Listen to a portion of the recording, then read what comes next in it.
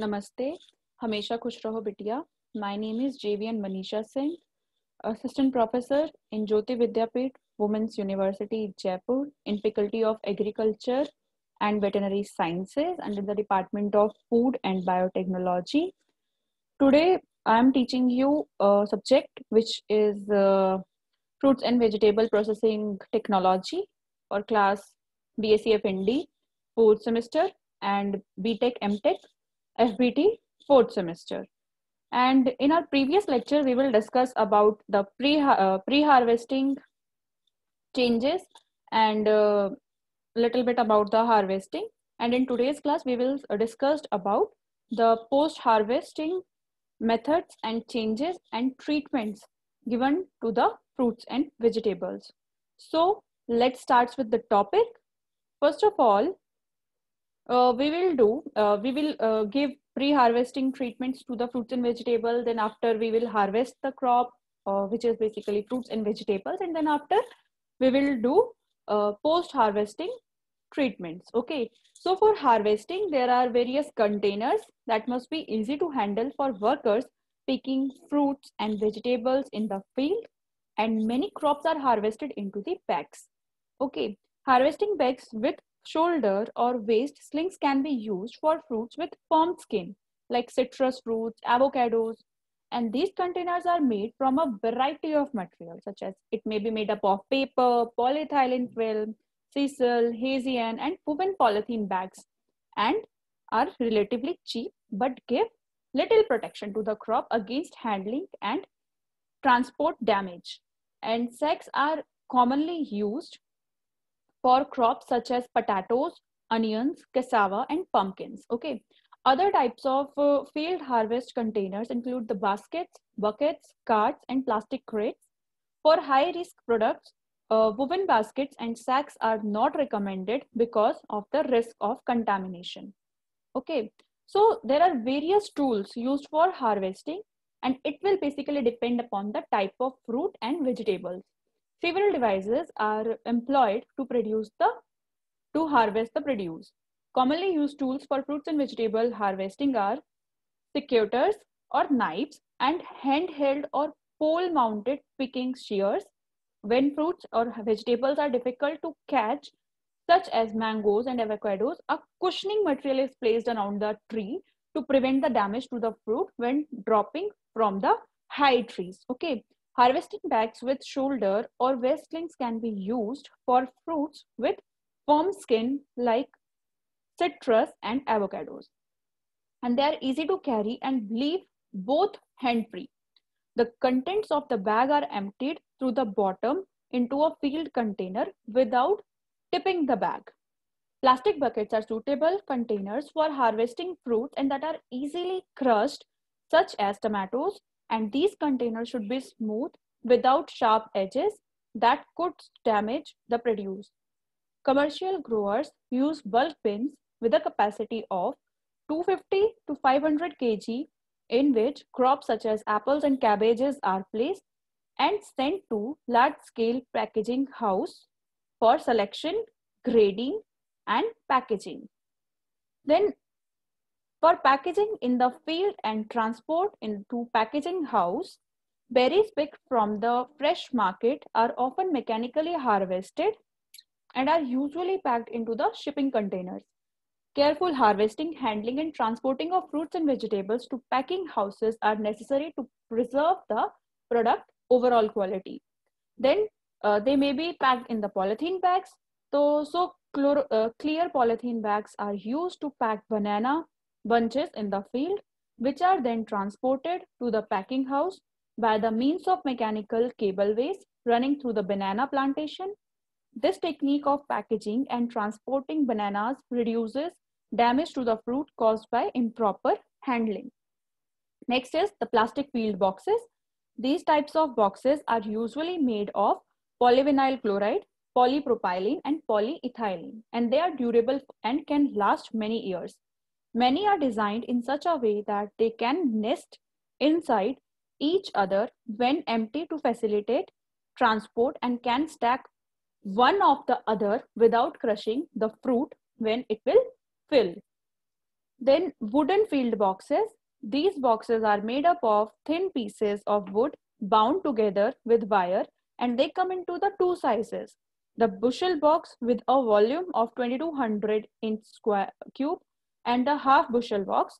They are advantageous because they can be packaged flat and are inexpensive and thus could be non-returnable.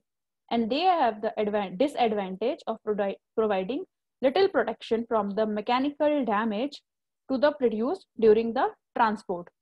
Rigid wooden boxes of different capacities are commonly used to transport produce to the packing house or to the market. Next is the bulk bins.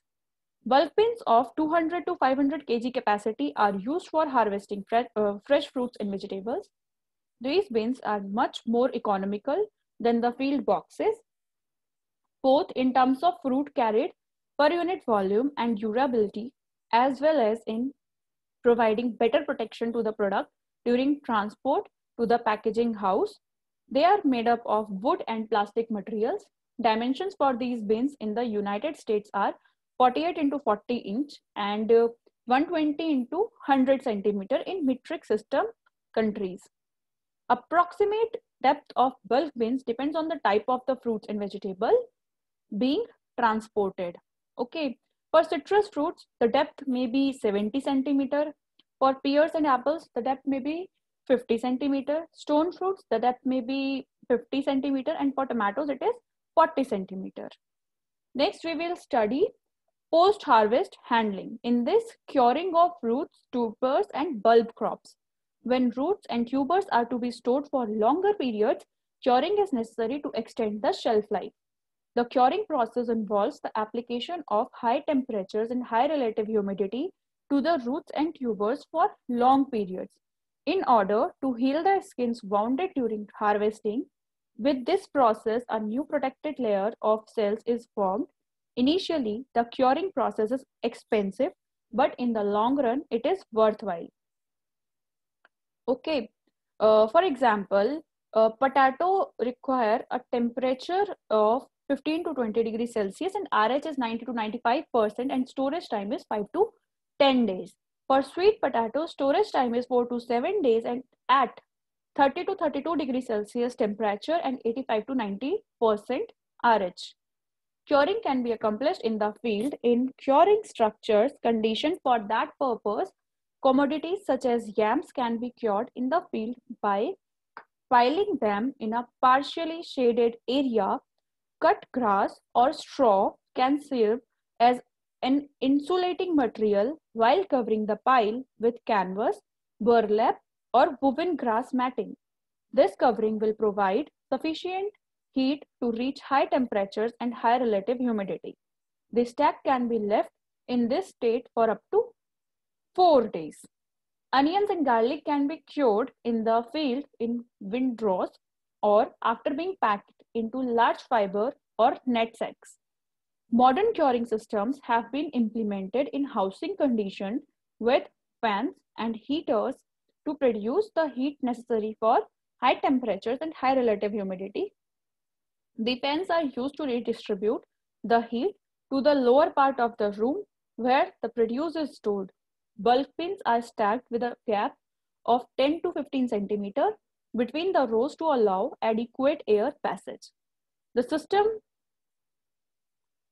can be used for curing onions. An exhaust opening near the ceiling must be provided for an air circulation and care must be taken to prevent over dryness of the onion bulbs. When extreme conditions in the field exist, such as heavy rain or flooded terrain, and curing facilities are not available, a temporary tent must be constructed from a large tarpaulins or plastic sheets to cure the onions and avoid heavy loss. Heated air is forced into a hollow area at the center of the produce filled bins. Several fans are used to recirculate the warm air through the onions while curing. Next is operations prior to packaging. So, fruits and vegetables are subjected to preliminary treatments designed to improve appearance and maintain its quality. These preparatory treatments include the cleaning, disinfection, waxing, and adding of color. Then cleaning. Most produce receives various chemical treatments such as spraying of insecticides and pesticides in the field. Most of these chemicals are poisonous to the humans, even in small concentration. Therefore, all traces of chemicals must be removed from produce before packaging. The fruits and vegetables passes over a rotary brushes where it is rotated and transported to the washing machine and exposed to the cleaning process for from all the sides. From the washing machine, the fruit passes onto a set of rotary sponge roller, and the rotary sponges remove most of the water on the fruit as it is rotated and transported through the sponger. Okay. Next step is disinfection. After washing fruits and vegetables, disinfectant agents are added to the soaking tank to avoid propagation of diseases among consecutive batches of produce. In a soaking tank, a typical solution for citrus fruits includes a mixture of various chemicals at specific concentration, pH, and temperature, as well as detergents and water softeners. Sodium orthophenyl phenate (SOPP) is an effective citrus disinfectant but requires precise control of conditions in the tank. Concentrations must be kept between 0.05 and 0.15% with pH at 11.8 and the temperature in the range of 43 to 48 degrees Celsius. Recommended soaking time is 3 to 5 minutes. Deviation from these recommendations may have disastrous effects on the produce, since the solution will be ineffective if the temperature or concentration is too low. The low concentration of chlorine solution are also used for disinfectant for many vegetables. The advantage of this solution is that it does not leave a chemical residue over the surface of the product. Next, we have artificial waxing. Artificial wax is applied to replace the natural wax lost during the washing of fruits and vegetables. You all know there is a natural wax coating all over the fruits and vegetable, so to prevent the transpiration process. Okay, this adds a bright sheen to the product. When we apply artificial wax, then that will add the bright sheen to the product. The function of artificial waxing of produce is summarized like it provides a protective coating over entire surface, seals small cracks and dents in the rind or the skin, seals of stem scars or base of petiole, reduces moisture loss, permits natural respiration, and extends shelf life and enhances sales appeal. Then brand name application. After that, we will add brand name to the fruits and vegetables. Some distributor use ink or stickers to a stamp or a brand or a logo on each individual fruit. You may see in most of the apples available in the market. Okay, ink is not permissible in many countries, for example in Japan, but stickers are acceptable. Automatic machines for dispensing and applying pressure sensitive paper stickers are readily available, and the advantage of stickers is that they can be easily peeled off. Okay, then packaging. According to the Wills et al., modern packaging must comply with the following requirement. The package must have sufficient mechanical strength to protect the content during handling, transport, and stacking. The packaging material must be free of chemical substances that could transfer to the produce and become toxic to the men. The package must meet handling and marketing requirements in terms of weight, size, and shape. The package should allow rapid cooling of the contents. Furthermore, the permeability of plastic films to respiratory gases could also be important. Then mechanical strength of the package should be largely unaffected by moisture content or high humidity conditions. The security of the package or ease of opening and closing might be important in some marketing situations. The package must either exclude light or be transparent, and the package should be appropriate for retail presentations. Okay, the package should be designed for ease of disposal and reuse or recycling. Cost of the package is in relation to value, and the extent of contents protection should be as low as it will possible. Then there are various types of packaging material available for packaging of fruits and vegetable. There are flexible sacks made up of plastic jute, bags, nets, etc. Then there is a wooden crates, cartons, plastic crates, pallet boxes, shipping containers, basket made of woven strips of leaves, bamboo, and plastic, etc. Nets are only available for hard produce such as coconut and root crops, for example, potatoes, onions, and yams. And wooden crates are typically wire-bound crates used for citrus fruits and potatoes, or wooden field crates used for softer produce like tomatoes. Wooden crates are resistant to weather and more efficient for larger fruits such as watermelons and other melons, and generally have good ventilation.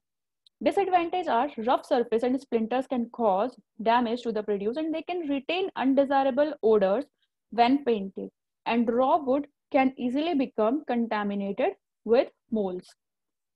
Next is the fiberboard boxes and are used for tomato, cucumber, and ginger transport, and they are easy to handle, lightweight, come in different sizes, and come in a variety of colors that can make produce more attractive to the consumers. And they have some disadvantages such as the effect of high humidity, which can weaken the box. Okay, neither are they waterproof, and so wet products would need to be dried before packaging, and these boxes are often of lower strength compared to the wooden or the plastic crates. Although multiple thickness trays are widely used, and they can come flat packaged with ventilation holes and grab handles, making a cheap, attractive alternative that is very popular. Care should be taken that the holes on the surface of the box allow adequate ventilation for the produce and prevent heat generation, which can cause rapid product deterioration. Next is the plastic crates that are expensive but last longer than wooden or carton crates. They are easy to clean due to their smooth surface and are hard in strength, giving protection to the products.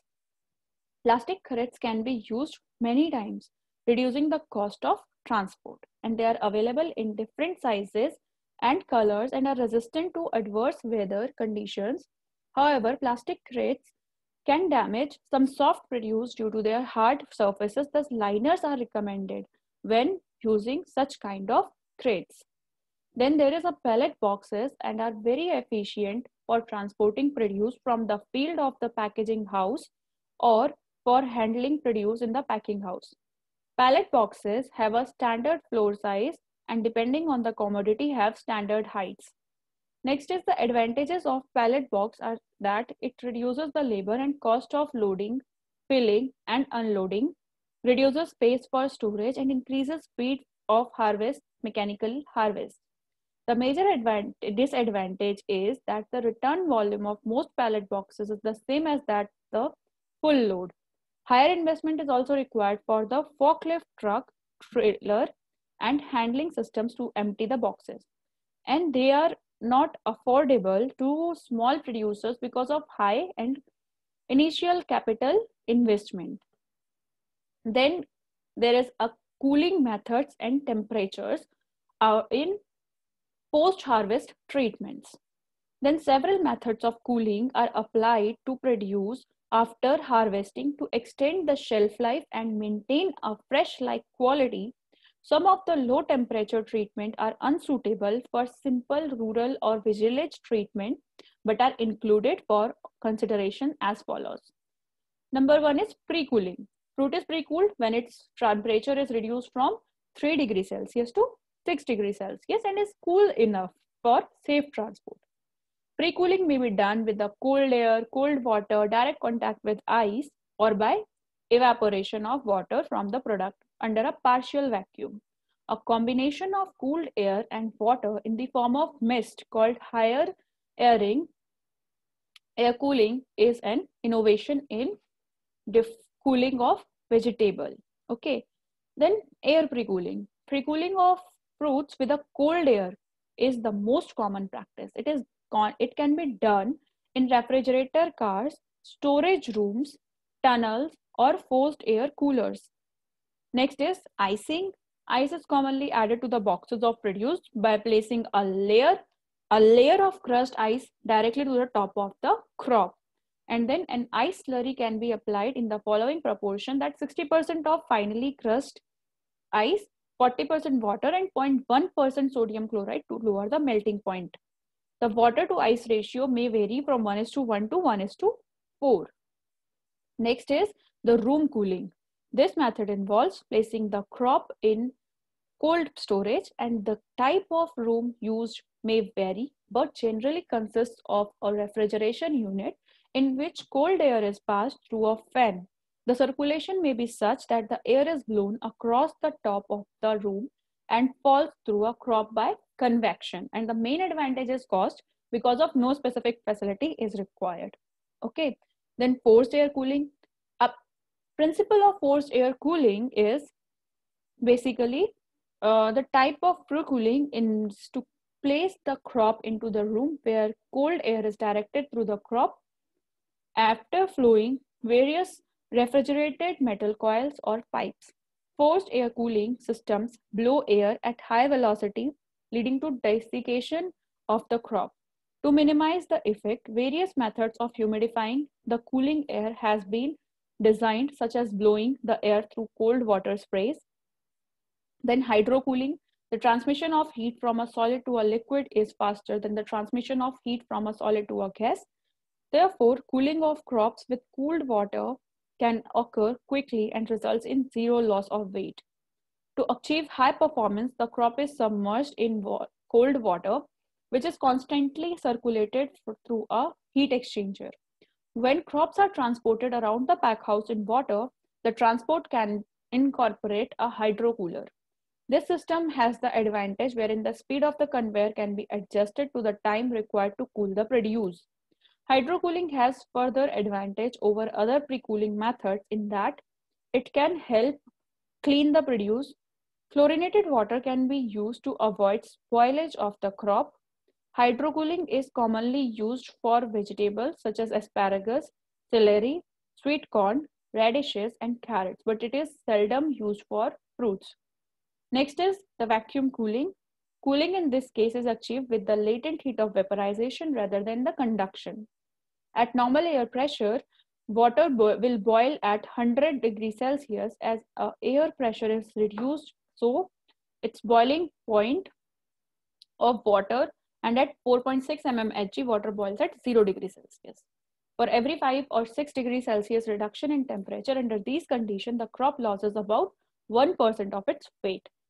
This weight loss may be minimized by spraying the produce with water either before enclosing in the vacuum chamber or towards the end of the vacuum cooling operation. The speed and effectiveness of cooling is related to the ratio between the mass of the crop and its surface area. This method is particularly suitable for leaf crops such as lettuce. Crops like tomatoes having relatively thick wax cuticle are not suitable for vacuum cooling. Then there is recommended minimum temperature to increase the storage time. There is no ideal storage for all the fruits and vegetables because their response to reduced temperatures varies widely. Okay, the importance of factors such as mold growth and chill injuries must be taken into account, as well as the required length of storage. Storage temperatures for fruits and vegetables can range from -1 to 13 degrees Celsius, and depending upon their perishability, extremely perishable fruits such as apricots, berries, cherries, figs, watermelons can be stored at -1 to 4 degrees Celsius for 1 to 5 weeks. Less perishable fruits such as mandarin, nectarine, ripe or green pineapple can be stored at 5 to 9 degrees Celsius for 2 to 5 weeks. And for bananas, it is 10 degrees Celsius for 1 to 2 weeks. And green bananas, 13 degrees Celsius for 1 to 2 weeks.